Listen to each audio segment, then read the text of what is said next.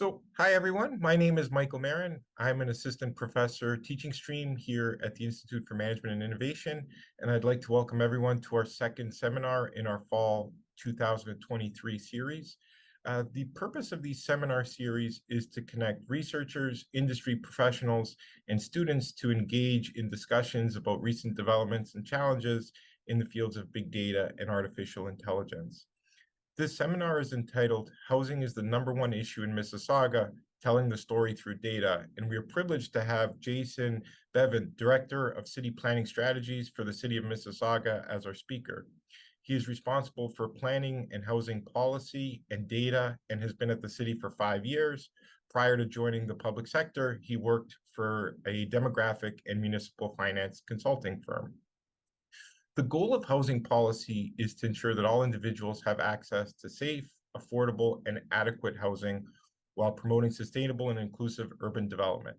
It seeks to address housing needs, regulate real estate markets, and foster equitable socioeconomic growth. It is becoming increasingly important given rising population and increasing interest rates. For all of us, the seminar is a chance to better understand the city we live in, the challenges it faces, and the solutions that data can help provide. With that said, I want to thank all of you for joining us on this call for what I'm sure will be an informative, thought-provoking discussion. And I really want to send my appreciation to Jason for joining us. Please feel free to use the chat function or raise your hand with any questions. And without further ado, I'll pass it off to Jason. Great, thanks so much, Mike. And first, I'd like to acknowledge I have a couple of my team members, Annabelle and Melanie, who are really the brains behind some of the information I'm going to show you later, and are responsible for creating a lot of our S3 tools that we use to present planning data. So just a little bit about myself. As Mike pointed out, my group at the city is responsible for a lot of the policy planning.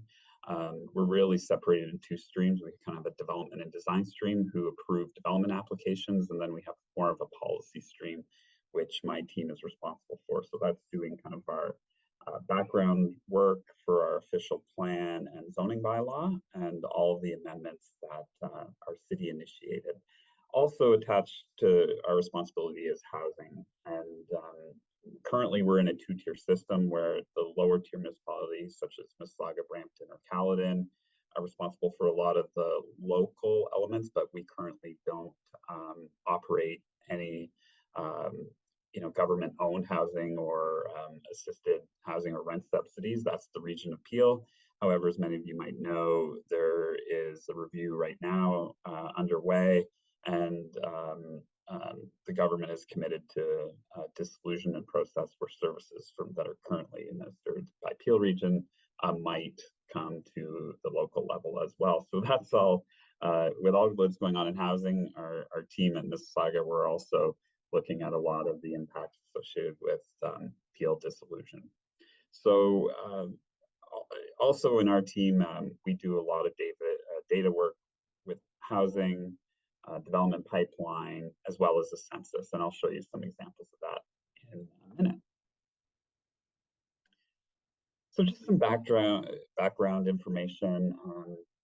Every once in a while, the city undertakes a citizen survey, and over time, what is viewed as the number one issue in the city has changed significantly. And as you see on the screen, housing or housing affordability now is rated as the number one issue.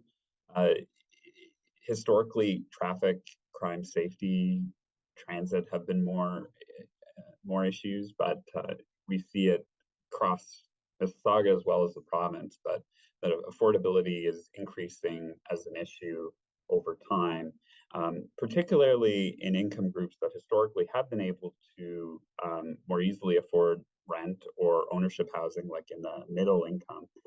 Now it's becoming increasingly difficult for middle income individuals to acquire or rent adequate housing, which has elevated housing as a concern. So just some slides just to kind of introduce this. Often you see in a lot of material just simple average house price graphs or metrics, and really I think it's a bit misleading because it doesn't take into account interest rates and also just the time value of money or consumer price index. So what I've done here is I just put together a quick cost of housing slide, and blue line is single family houses as defined by MLS, and the red line is condo apartments. And what I've done is just turn this into a monthly payment. I just assumed 10% down, thinking of like a first time home buyer. And then I took the prevailing 5-year conventional mortgage from CMHC, which is presented through StatsCan. And I just did the math on what a monthly payment would be.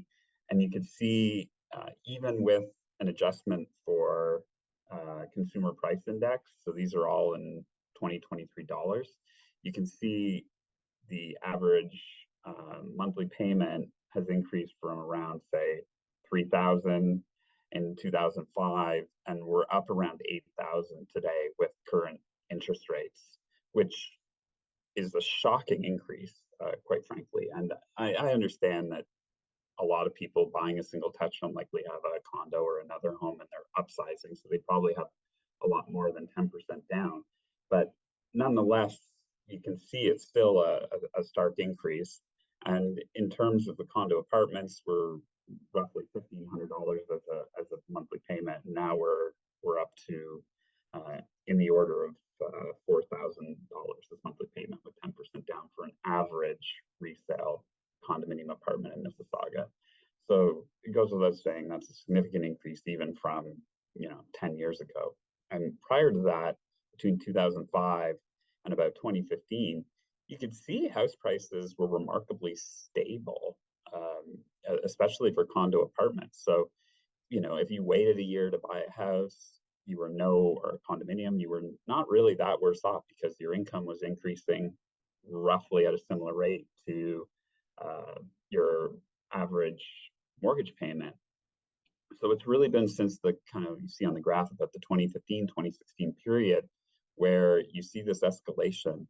And often if you speak to real estate agents, they say people are really driven by fear in some respects. Like, well, they see this graph and they're like, if I don't get in now, it's going to keep getting worse. And people have, unfortunately, over the last kind of 5-10 years, people have banked into this extreme real estate appreciation into their mindsets and are making decisions almost predicated on assuming this significant appreciation that we've seen is going to continue. So I think that's one reason it's kind of a vicious cycle, if you will, because if you're believing the cycle is going to continue and there's lots of people have vested interest in that cycle continuing, it leads to the kind of feeling of missing out or the fear mentality, and perhaps people are jumping in and extending themselves from a purchase perspective that maybe historically they wouldn't have done that. So just some simple stats. Obviously, there's a lot more background that goes into this, but currently from the ownership market for a single detached house, which Mississauga, fairly or unfairly, is often known for, really only people in the top 10% of income deciles in terms of household income can afford a detached house in Mississauga right now. So that's, again, it's quite a stark difference than probably 15 years ago. And of course, that take people who own a single detached house now often may not be able to afford their own homes if they had to buy it in today's market. And obviously, this has led to a bit of generational issues, and you're often seeing parents are giving money to their children to help them buy a house because their own household incomes are not adequate to be able to get a mortgage that could capture the kind of prevailing house price right now. And for rental market, really we see only folks in kind of the top 40% of renter income deciles, which tend to be lower than overall income deciles, can afford an average 1-bedroom rent in Mississauga. So, obviously this is a big concern, and which is why housing keeps being raised as an issue. So you often probably read in the media, is it a supply or demand issue? I'd argue it's largely a cost issue. No one really cared about supply and demand when middle income individuals could largely afford either low density or condominium apartments. But since that affordability has been squeezed, we've really looked at every level of government, academics, advocates, just general members of the public are all looking at, okay, who do we blame and what's really responsible for this? And just if you follow social media, it's just unbelievable how there's been an ebb and flow over who's the kind of latest housing boogeyman, and then it shifts to someone else. So we in the municipal sector we've received our fair share of arrows, and I'll get into what some of those arrows are in a second. But in a general sense, some of the demand issues. There's a great book called Boom, Bust, and Echo. I recommend everyone read it. But one of the sayings in the book is 2/3 of everything can be explained through demographics. And I think that really applies to the housing market as well. The age structure in Mississauga and across the GTA right now is really lends itself into high housing demand, because what you have is a lot of baby boomers who are still aging in place, as we say in planning industry, staying in their single detached or row homes and not leaving, even though they might not have any children there anymore.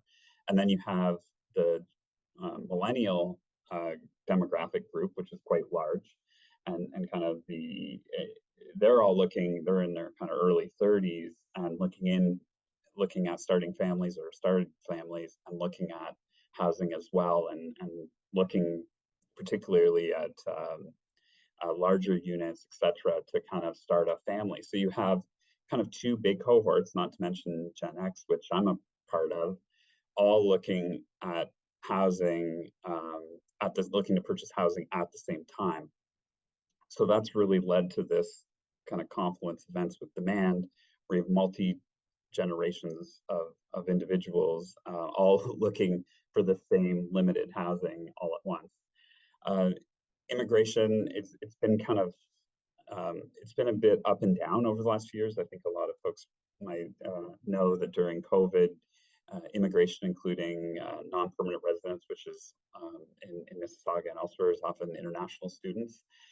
It really declined during COVID for obvious reasons. But then since that point, the federal government's committed to increasing that significantly.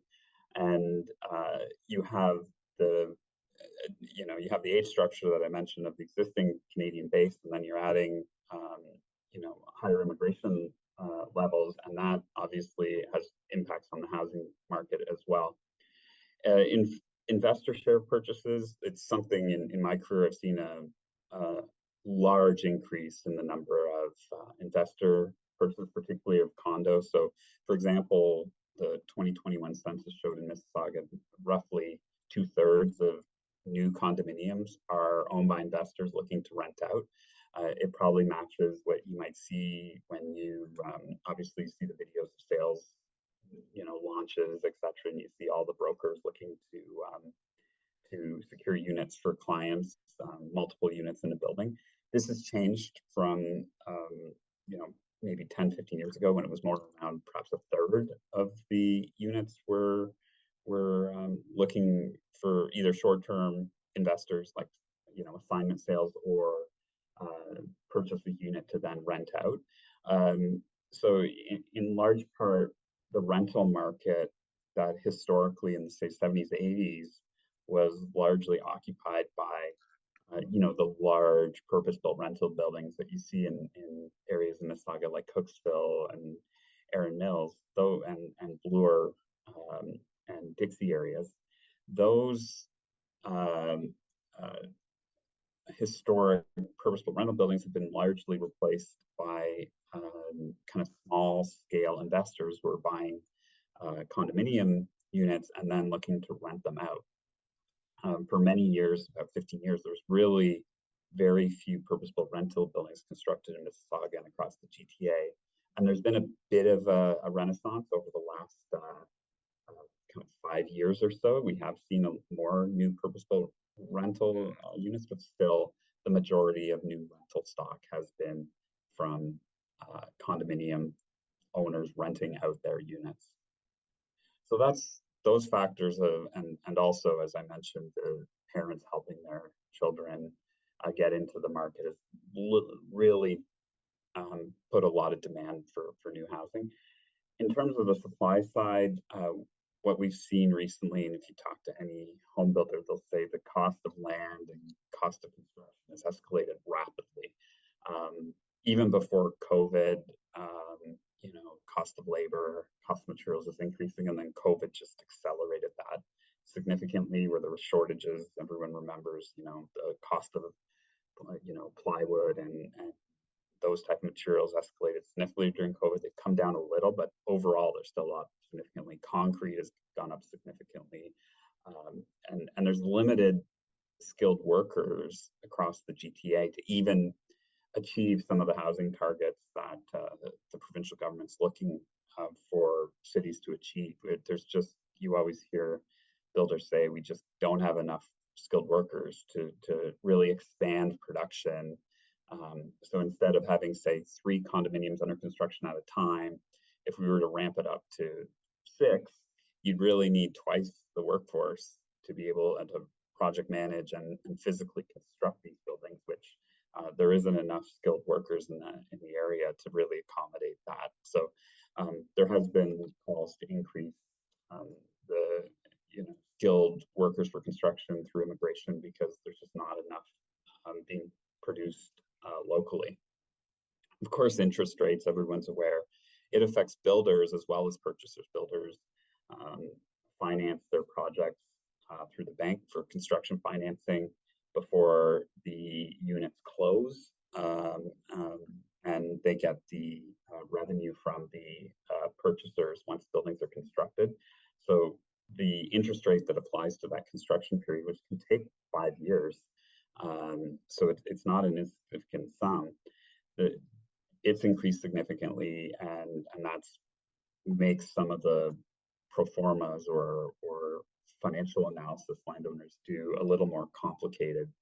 Not to mention purchasers who are also affected by the interest rates as well. We're still, I'd say, at the early stage of the interest rate crunch. Even though they've increased significantly now, we still see that a lot of people who had fixed rate mortgages haven't really seen the impact yet. And similarly, people have, rates that were agreed to a month ago or so. So anyone looking to renew now or in the next few months, it's just going to keep becoming more noticeable. So there's kind of a wave coming, myself included, and I'm sure many others, when our mortgages are due to renew. So some of the supply issues that municipalities have some control over, and this is what you've seen a lot from the provincial government, is looking to speed up planning approvals. Bill 109 is one of the bills that amended the Planning Act to require municipalities to approve development applications quicker.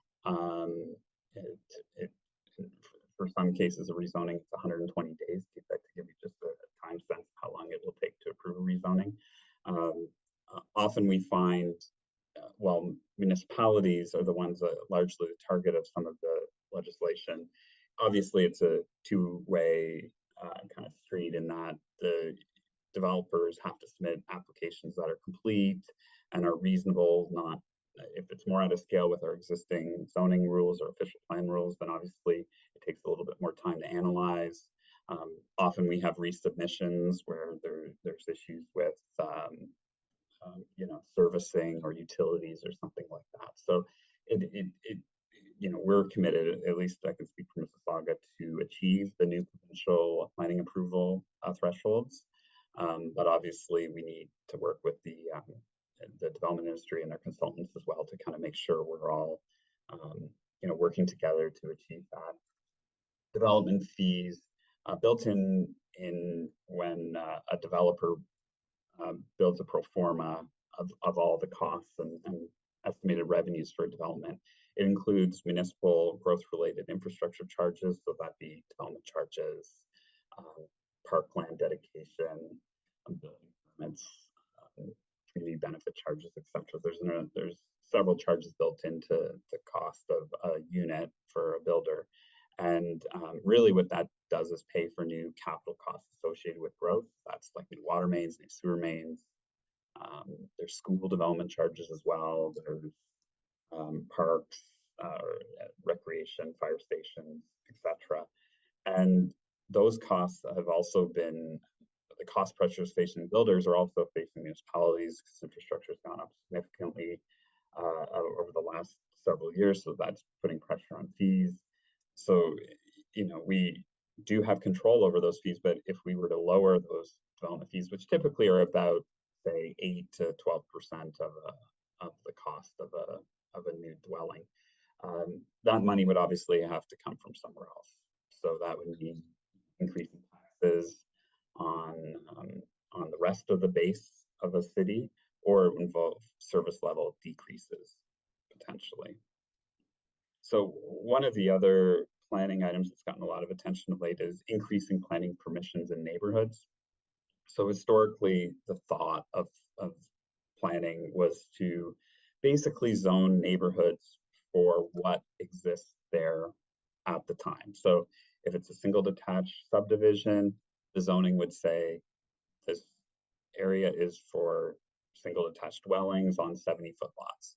So the effect of that was largely to exclude, and you hear the term exclusionary zoning, other forms of dwellings or land uses in those neighborhoods. And the idea was that growth would really be directed towards nodes and transit corridors and more urban areas, where the neighborhoods would be, if you read old official plans from 10 to 20, 30 years ago, you hear about neighborhood character and neighborhood context. And really, as a planning industry, we've rethought that and said it may not be, from an equity, diversity, inclusion perspective, the best approach, and some of those approaches look dated. And to be frank, because the idea is that as growth's occurring, well, of course, we want to focus development around transit. There are opportunities in neighborhood to have, say, more basement apartments, more garden suites, which are kind of detached dwellings separate from the primary dwelling that could be in the backyard. The province has now mandated 3 units on a lot. So you could have a triplex. That's all mandated in neighborhoods as well. And also, as a city, we're looking at introducing more dwelling types in formerly detached neighborhoods. So that could be being more open to severances, to split a single detached into 2 semi-detached units. So all of this kind of increasing gentle density, as we call it, it's not a panacea. It's sometimes, I think, when you see it in a lot of the academic reports, I think they oversell how many units are likely to be generated from this. When we in Mississauga allowed basement apartments, probably 8 years ago or so, we got a few hundred new legal basement apartments a year. So maybe now that we're going to be allowing 3 units, maybe that's something similar. So it's not thousands of units per year likely to be generated by this additional permission. It tends to be more, I think, in the hundreds. And really, it tends to be older neighborhoods with kind of older housing stock, wider lots. That tends to be where you see this gentle density occur, most frequently. So I mentioned that housing supply being really a big provincial priority.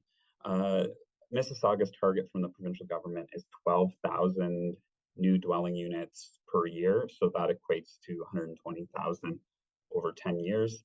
Our official plan forecast, which is the guiding planning document for Peel and the city, and it really informs our infrastructure needs and how big to size pipes and how much road we need, and based on the transit that's currently there and planned, it's based on 3,300 units per year. So you can see that's a big gap.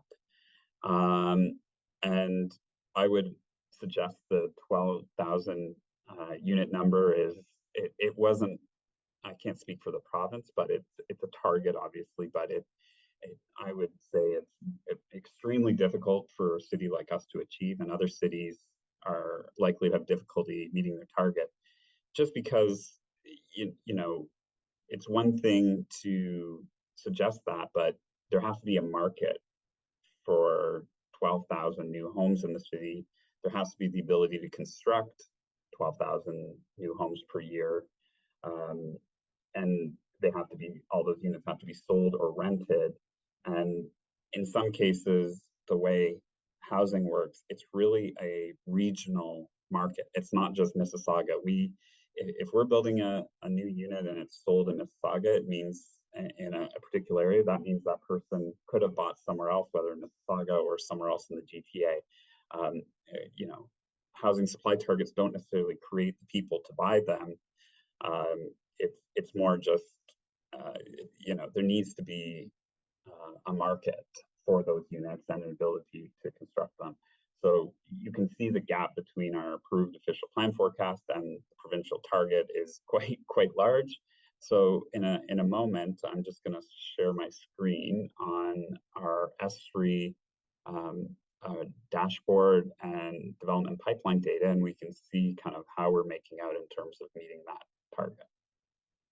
So I'm just going to share my screen for another window here.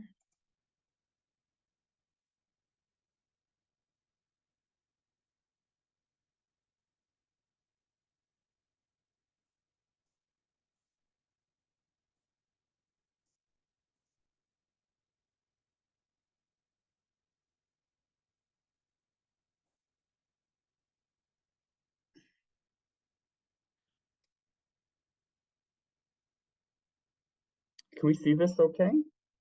Yep. Okay, great. So because housing is such an important issue and often we're being responsive to data requests. So we as a city decided we want to be more proactive and kind of show how we're making out in terms of the number of applications we receive, the number of approvals that are being received, and then relating it to our kind of our various targets. So my team, Melanie and Annabelle, who may be joining us today, they spend a lot of time, and we use a lot of S3 products in Mississauga. So this is really a way of compiling all the data we have and presenting it so it's a little more friendly for the end user. It's geographic in nature, and we've also separated, as I'll get into in a moment, there's various types of applications that we receive as a planning department. So just starting from the left, we have a lot of active development applications. Right now, we have what we call rezonings or official plan amendments. So that's that 35,600 number. We have removing of a holding symbol. So that's you're further along in your planning permissions, and that's largely the downtown area of Mississauga that has unlimited height density permissions. And then we have site plan applications. So that's you've received your kind of zoning permissions, but you're looking to do the more detailed, you know, building design, as well as how you're doing your landscaping and site servicing, etc. And then kind of the final stage in the development process is building permits. So that's actually got all your kind of planning permissions and site plan in place, and you're actually looking to start construction. And you go to the building permit department for a permit. So as you can see, we have a lot of active development applications right now in Mississauga. In terms of what's been approved over the last couple of years, and I can click here and kind of just show 2023 or just show 2022. In terms of our approvals, I'll do just 2023. We've had about 1,000 units in terms of rezonings and official plan amendments, 3,500 site plans, and about 3,000 building permits. So in terms of the provincial target and our regional official plan target, you can see we're very close. We're pretty much bang on our regional official plan target for the year of 3,000 kind of building permits. And you can see we're still quite a ways off the provincial target of 12,000. If we go to 2022, you can see our building permits were actually quite high in 2022. We were at 6,000, which is one of the highest years we've had in Mississauga. So we were almost double our official plan forecast, but we're still well under the 12,000. target from the province. So really, I'd like to highlight just the classic expression that data is only unbiased until you use it. Often what we've seen is that in some of the metrics we see in the media, they'll look at completions as how we're doing against our target. And a housing completion is really a point where you can occupy the unit. So from a construction period, it can take, and some of our towers are 80 stories in Mississauga, so it can take, say, 5 years to construct that dwelling. So we'd argue that completions may not be the best metric to use because that really reflects kind of planning decisions from our council from, say, 6, 7 years ago. So we think building permits are probably a better metric of kind of what you're doing to increase housing supply, because they're more, that really reflects the start of construction. After construction starts, we as a municipality have very little control over how long it takes, if there's, strikes from workers, or if there's, material challenges, and just in general, it can take 5 years to build a building. So we tend to use building permits more as a metric to see how we're doing in terms of addressing our targets. And this is all said with caveat, we have kind of minimal control because we're only responding to applications as they come. We as a city don't build units ourselves, and the region appeal does build units, but they are generally affordable, and for folks in need, they're not building generally market units. It's really, we're responsive to the private sector and their plans to construct. So just to highlight some of the information, this is all open to the public. If you just type in Google Mississauga Development Tracking Dashboard or Mississauga Planning Data, the S3 page will come up. You can see, you can select various years of the submission. This is the application submission year. What we found is with a lot of the planning legislation has changed, and we had a huge rush of applications in 2022 for planning approvals. We know that a lot of those folks may not necessarily be looking to develop anytime soon. Like we have some situations where we'll approve a development for 8,000 units, and there's no chance that a developer could conceivably market 8,000 units at once. It would be detrimental to their own, be competing with themselves, if you will. So what we see is a lot of large scale developments are phased. So you could have planning approvals 1 year, and it can take 20 years to actually build out that. So there's one of those situations where we say, as a municipality, we only have limited control. We can't control once a developer has their planning approvals when they're actually going to decide to actually pull their permits or sell their units or something like that. So we also have various wards you could select. There's 11 wards in Mississauga, so you could nail down ward by ward and change the submission year, and all of the information will calculate automatically. We also have a map over here as well. You can zoom in and actually make it bigger if you'd like as well, and you could select individual developments and get information on each. Probably works better on a big screen. Single detached, the building permit value, the year, etc. So we've tried to, we've had historically a lot of this information, and it never really went anywhere. As you might expect, our whole system was really designed for approving applications in terms of our data, and it's been a really big shift, talking about more of the high level, how big data and AI, etc., are going to impact municipalities in the future. It's really resulting a culture shift for us, because historically we just we get an application, we approve it. A lot of it historically was very paper oriented. Now we've gone electronic, but then once we approved it, we kind of washed our hands a little bit. What we've done now through these S3 tools is really we're looking to just compile that information and present it And a lot of our approval software was built in-house, and it was never intended really to um, be visually appealing. It was never really intended to compile information. It was really, as I mentioned, just a like, let's process this within X months and then close the file.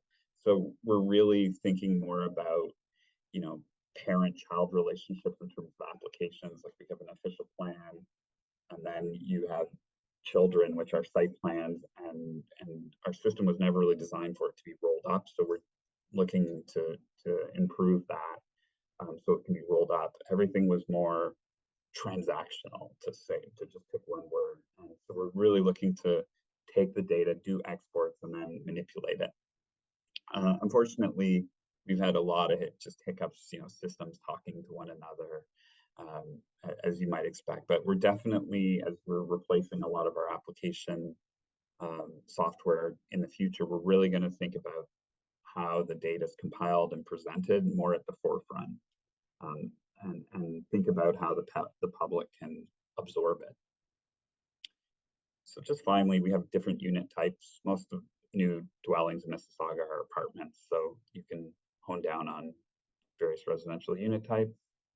So this is what we call more of our development tracking dashboard. We also have a non-residential dashboard and tracking tool here as well. So non-residential would be offices, commercial, retail, industrial type developments, and everything, as opposed to units, we do everything in gross floor area or square meters. So you could see what's in our pipeline. And similarly, you can pick the year, pick the ward, and drill down on the information. So I'm just gonna move my window here and just see there's other information I can share on here. With building permits, it's a little cleaner, I think, from a data perspective to present. So we have even more drilled down information on building permits, and it goes back a little further, I think, than some of our other development applications. But in this case, you can also select character areas in Mississauga. So we have various communities like Cooksville, or I think we have pretty much 50 areas, I believe, in Mississauga, or neighborhoods. So you can go through and pick your individual area if you're looking to see what development applications or building permits are in each area. So this is the airport. We won't have much residential development near the airport, but if we go Cooksville, you can see the various just going to move this over here. You can see the various units under construction. We have 5,000 units. You can also drill in the map.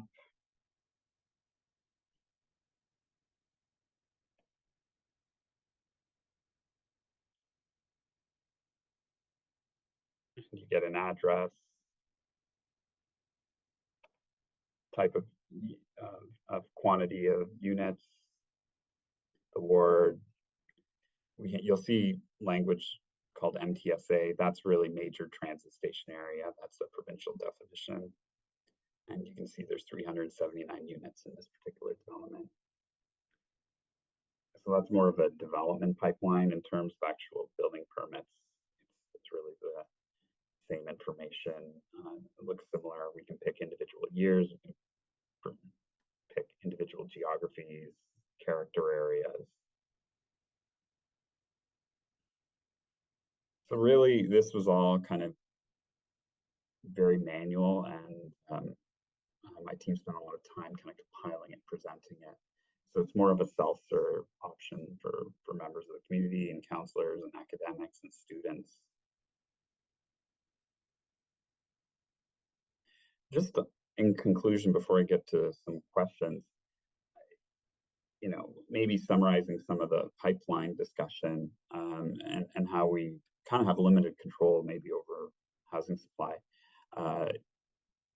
in Mississauga, we have in the order of just looking at citywide data. This we only do once a year because it's hard to calculate automatically in our systems, but we have about 5,600 kind of active, what I'll call applications where they've received their planning approvals and they're proceeding to the kind of site plan stage, which means they're more imminently likely to be developed.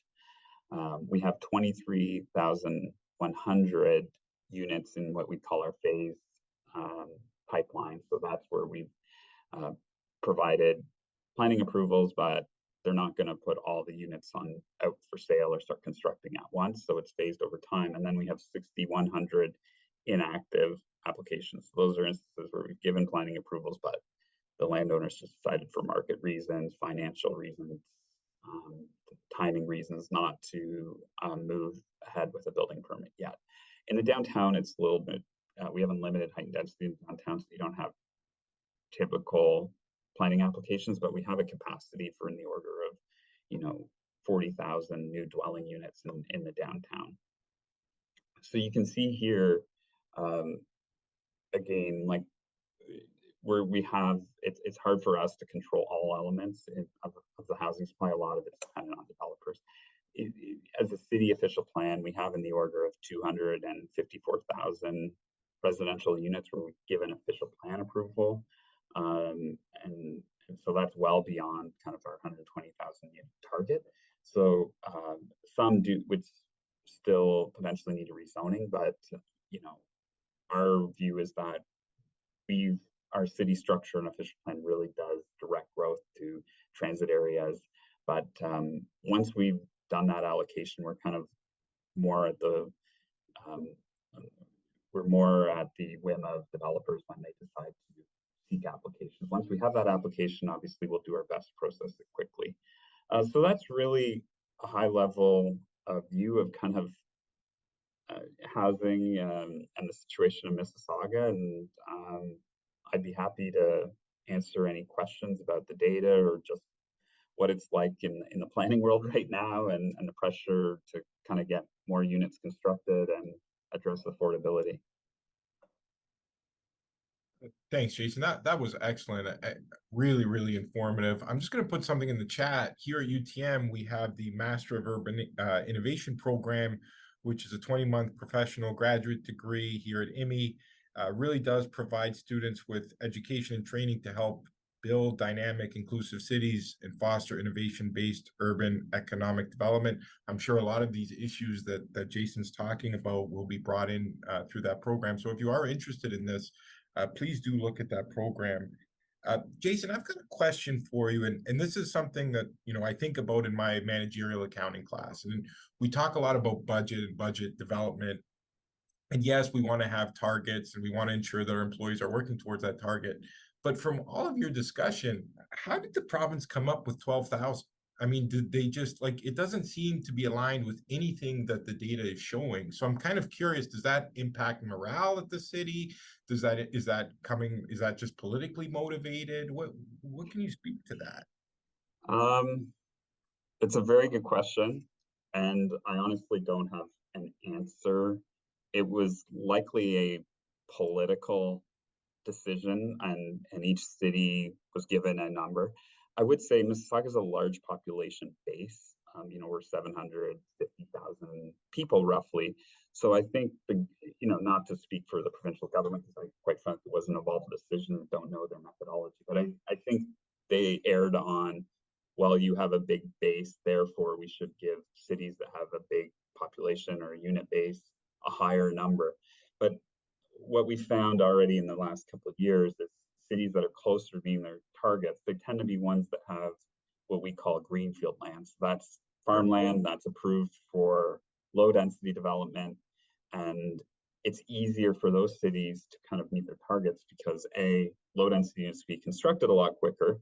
And B, if you have a smaller base, but you have greenfield land left to be developed, you're more likely to have that rapid population growth than a large urban city like Mississauga or Burlington or Oakville or somewhere like that, where we have decent bases, but the community's aging, and you know, even if we're approving in the order of 3 to 6,000 building permits, it doesn't lead to a large kind of increase in percentage terms because we have such a large base. So that's, I think, part of the reason the number was big, but it wasn't based on any sort of analysis of infrastructure. I can tell you, speaking to some of the water and wastewater uh, engineers at the region of Peel, it's incredibly, that $120,000 unit number would result in massive investments in water and wastewater beyond our our kind of financial capacity, and it wouldn't necessarily be prudent kind of fiscal planning to start building pipes and big water wastewater plant expansions for a number that would be incredibly difficult to achieve. So that's one of the challenges we're having right now, is that we have this target. It's not technically what we need to plan for our infrastructure, given that's really driven by the official plan, which is a lower number. But we also need to show the province that, yeah, we are working. We don't want to, I describe it as, we don't want to preclude us from achieving that number. If the market's there, we want to achieve the number, but we don't necessarily want to start investing in infrastructure, assuming that larger number is going to come when it may not, because that would lead to huge, debt financing costs, etc. So that's kind of our approach at the city has been, we're going to make sure our official plan can accommodate that bigger number, but actually make investments based on what we're seeing day to day on the ground in terms of our building permits, in terms of our planning approvals, because we don't want to, cost our taxpayers huge, debt financing costs or anything like that. And I think that also gets at the crux of the problem, right? So as a city, you have certain needs, you have certain objectives, and the province has certain needs and certain objectives, and I get that.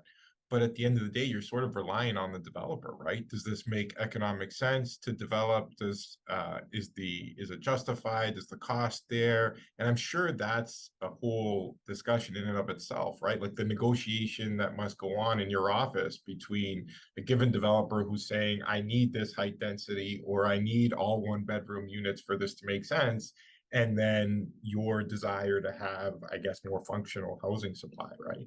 That must be a fascinating aspect of your job. I'd imagine a very difficult aspect of your job, right? Dealing with dealing with developers who are acting out of their own self-interest. Yeah, absolutely. And I I hope I didn't sound too defensive in my presentation, because developers do have legit concerns, like the cost of construction, for example. The whole industry is very challenging, and we totally appreciate the it is very risky to go out and finance a new condominium with the interest rates the way they are, construction costs the way they are.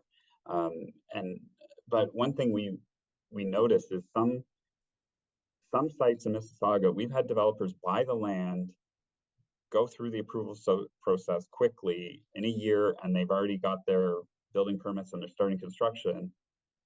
And others will go through the approval process, get their permit, and sit on the property. So it's something we can't control. Is some landowners look at the same information and will decide to proceed, and another neighbor will look at the same information and say, you know what, we're going to hold off and wait maybe next year to pull building permit. We just don't have control. It could be they might have other projects in other cities, and there's financial considerations, and some of it's just risk. Some might have a bigger risk profile and say, I'm gonna jump into the deep end of the pool and proceed, and others don't have the same risk profile. It's something we can't control, but we notice some go quick, and some, as you see in this inactive slide, some go slower.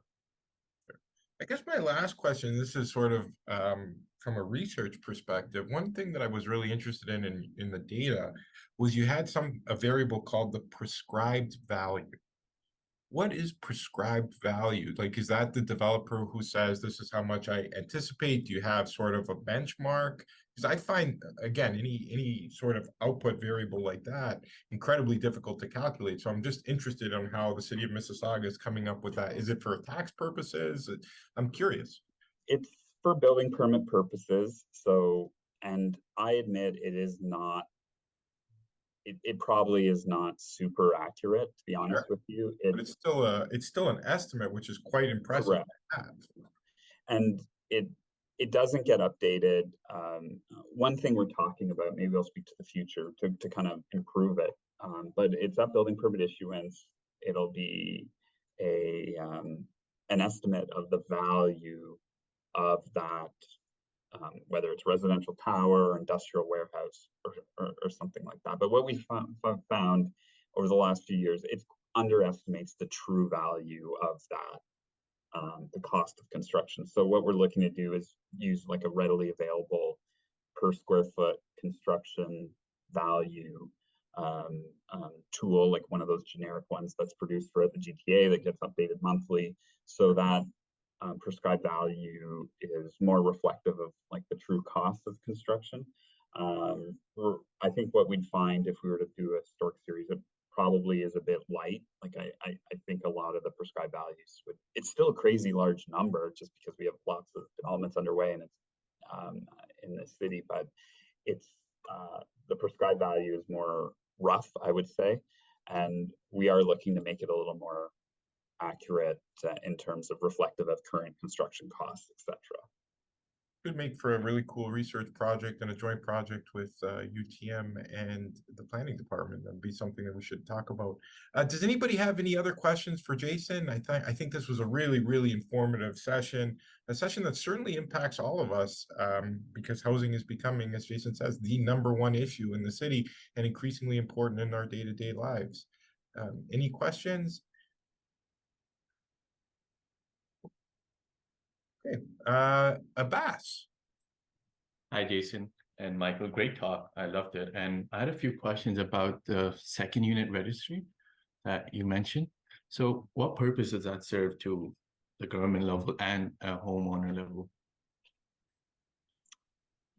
Yeah, thanks for the question. The second unit registry, really what we wanted to do, once the province, actually, I think we were even ahead of when the province made it mandatory, but we wanted to increase, the rental housing supply in the city. And one of the cheapest ways to do that is to have basement apartments. But what we were finding, and this is across all cities, a lot of the existing basement rental stock is technically not, it hasn't been inspected. And I don't like using the word legal or illegal, but in a way, it might not have been inspected, and the egress for exiting might not be up to code. So we wanted to encourage folks looking to rent their basements to go through a legal process with a registration, and that involves, building and fire department inspecting the unit, making sure it's up to Ontario Building Code, and then that homeowner gets the benefit of being able to advertise that unit as a registered unit that's been inspected, and you're likely to be able to charge perhaps a little more rent and attract, be more attractive to tenants. And also, Peel Region had some renovation grant programs available too. So there's actually grants available to help you pay for the cost of bringing up your unit from what I'll call non-conforming state to the conforming state. So that's basement registrations. We've had several thousand in the city. Some other cities like Brampton have had in the order of 20,000 registrations for their program. So it is something that I think has been quite successful, and we're constantly trying to get more of the units that are in the stock right now that are not registered, and try to make it not too costly for the residents as well to bring those units up. Thank you, Jason. That was insightful. Talha, question? Yeah. Thanks again, Jason, for coming here today and kind of as a resident of Mississauga and like a planning student, it's like really helpful to know like the insides and like the accumulation of data of like growth and development within the city. My question is more particular to like how when you guys are rezoning or upzoning, say specific lands or areas, um, is there like a discussion of say integrating those lands specifically for purpose-built housing? And or does that just simply become like a recommendation to like council? And is there like plans to also like kind of keep track of that on the same like development page that you showed? Uh, that's a great question. We should, and our plan is to have more information on the split between purpose-built rental housing and ownership, kind of condominium, or in the case of low density, just owner-occupied housing. It's something we should absolutely be putting on there. In Ontario, unfortunately, we can't zone for tenure. We can't mandate a landowner build rental versus ownership. We can encourage, but we can't have strong mandates. There's probably going to be some legal proceedings that eventually I'm hearing in other jurisdictions that might decide that a little more, but they can change too at the last minute. We go through the approval process. They say, oh, it's going to be rental. And then at last minute say, oh, we changed our mind, it's ownership. And that it might have some implications for like the parking rate or something like that. But typically there's not much we can do. Just to give you a sense, we have about 12,000 units under construction in Mississauga. About 10% are purpose-built rental right now, just to give you numbers.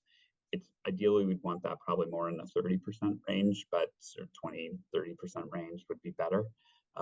So some of the gentle density we're working neighborhoods, I intended to try to build up that rental stock, but I think our systems aren't very well equipped to say, is it going to be rental? Is it not rental? But that's something we're looking to do. So it flows through our data, accumulation process, and then spits out a percentage of rentals. So it's a great point. I think it's something we absolutely have thought about, and it's good. You're quite perceptive to see that this data didn't show that, because that's something we're going to look to do. Thank So, you. Ibrahim, you have a question. Is there an opportunity available for programming machine learning skills? I think I can answer that. The Big Data AI Hub is currently working on some educational resources, some modules to ensure that if you are interested in programming or machine learning, we have some resources available to you. So we will keep everyone in the loop. Everybody who has attended a session, we will send emails to when our new educational purposes our new educational materials are up and running. Last question, because I am mindful of time, Mutaz. Hi, so I just have a quick question. You mentioned that there were things that the municipality could do to ease the supply problem, which would be to, increase planning approvals, increase the rate at which homes are being constructed. I just wanted to ask, would anyone reject a bill that would increase planning approvals? And if so, why would they be against a bill like that? In terms of, we have some bills, Bill 109 would be one that really spoke to increasing the speed of planning approvals. And I think we were one of the first cities to have a pilot, and we're really looking to achieve that objectives, which is pretty quick decision-making timeline for rezoning of 120 days to get council approval. Sometimes we noticed it's so quick that applicants sometimes have difficulty getting all their studies, and even provincial commenting agencies have difficulty getting their comments to us in that timeline. So we're committed to totally improve our process. We've looked in the mirror and said, yeah, there's probably areas we were slower than we needed to be in the past, and we're looking to improve that.